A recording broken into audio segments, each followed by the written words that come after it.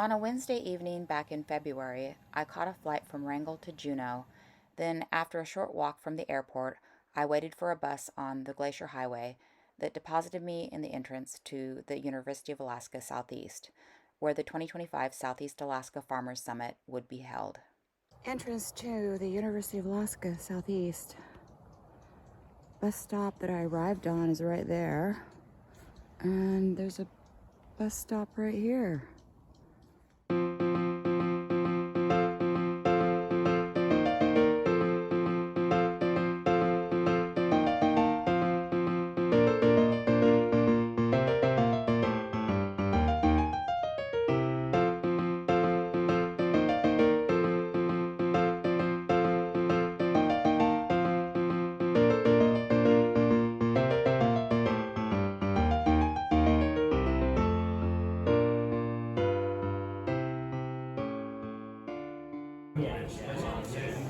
Hi, we're by the campfire. There were a few options for lodging. I decided to camp in the university chapel where the conference space was located, which would allow me to be lazy and roll out of bed a few minutes before activities started.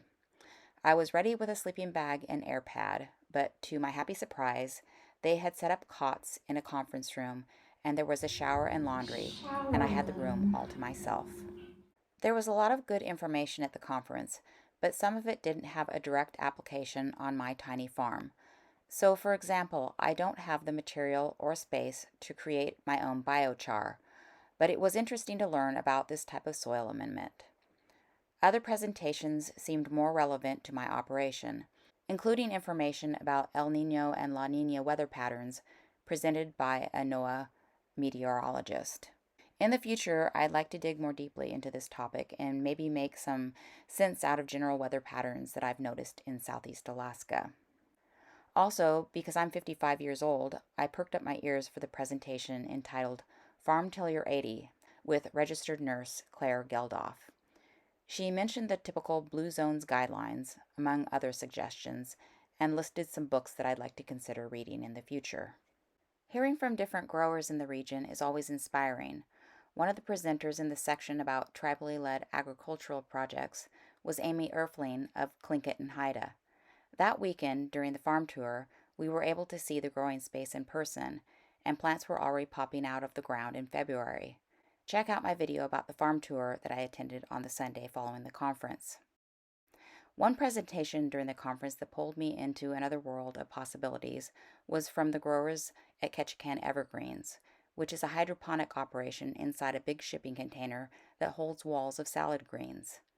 I've always been partial to growing in dirt, but I started daydreaming about growing baby greens without having to worry about pests or dealing with the whole process of rinsing baby greens to make salad mix.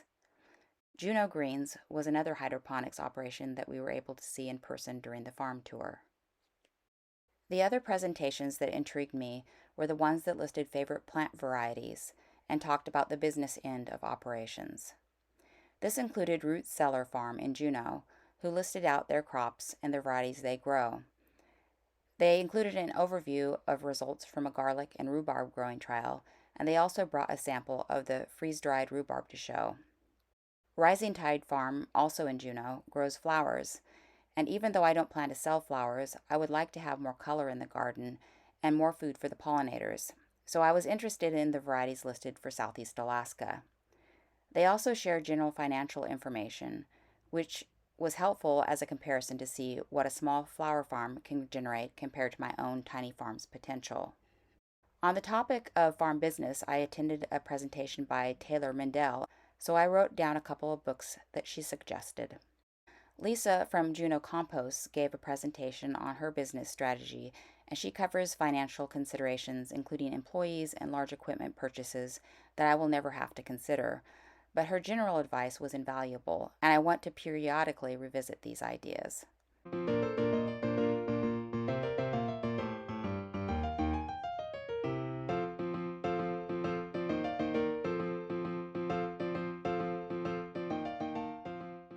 During a meal one day, she also inspired me to consider growing broccoli and shared her favorite varieties. Broccoli, cauliflower, and cabbage. Like I really went all in and tried to produce a year's worth. Right. And solstice is the type of broccoli that you use. Solstice and Easter Magic. And Easter Magic. Okay, cool. Juneau Composts was also one of the operations included on the farm tour.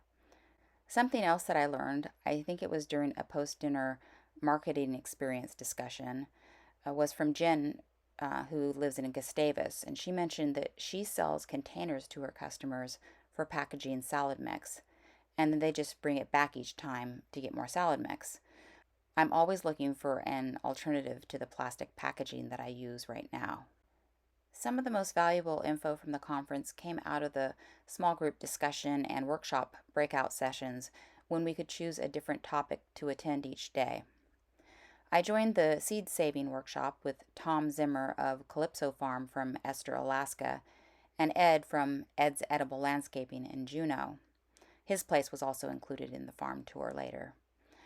My goal is to save more of my own seed in the future, so I'm always interested in hearing regional tips.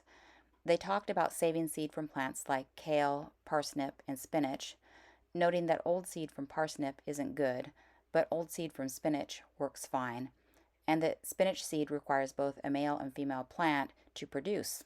I had no idea. The most enlightening info for me involved carrot seed because carrot plants don't always survive the winter, and they also might be located in the garden in a place where I don't want them sitting for another year in order to collect the seed. So what I learned is that you can pull the carrot out, store it in a root cellar during the winter, and replant it where you want the next spring. Duh, why didn't I think of that? They suggested taking an angled cut at the bottom of the root to taste it, then also cut the top of the carrot at an angle to store for the winter. Beets can also be handled in the same way. I asked if the carrots would cross with any other plants, and they said no. They did say that sieving carrot seed is a pain because of the elongated shape. The most important skill that I learned during the conference was in another workshop about soil blocking. I've been making soil blocks using a handheld unit for years, but haven't been able to properly use the stand-up soil blockers that I bought more recently. My luck, Tom Zimmer and Susan Wilsrud of Calypso Farm had brought their stand-up soil blocker for the demonstration. What I realize now is that the soil material that I'm using is likely the biggest problem, with its tiny bark particles and small stones. The material they use is called Sunshine No. 4 Pro Mix and includes peat and perlite and a nutrient charge. They say that in the past they had used an old batch of material with tired fertilizer and their starts didn't do very well, so they now add a fresh nutrient charge to the material. When they push the soil blocker into the mixture, it fills up the cells easily. Susan was saying that she works the mix in a container with a high back and sides that slope to the front. She wets the material with a hose and mixes it with a shovel, then pulls some material forward to start making the soil blocks. It's peat, perlite, and it has a nutrient charge in there. We're in Sitka. They don't. So it's called Sunshine what? Sunshine No. 4. Okay. Yeah. Pro Mix. Yeah. These folks were very knowledgeable, and Tom Zimmer did a presentation entitled Soil Science, a Biological Perspective, and I think that it was during this presentation that Brickside Labs was mentioned as a good place to get soil testing. One additional workshop that I attended was with Bo from Farragut Farm near Petersburg area, and he explained structural considerations for high tunnels. Months earlier, he had provided information that helped me decide which high tunnel to choose for my farm. So I'll talk about that later as I'm putting together the high tunnel this summer.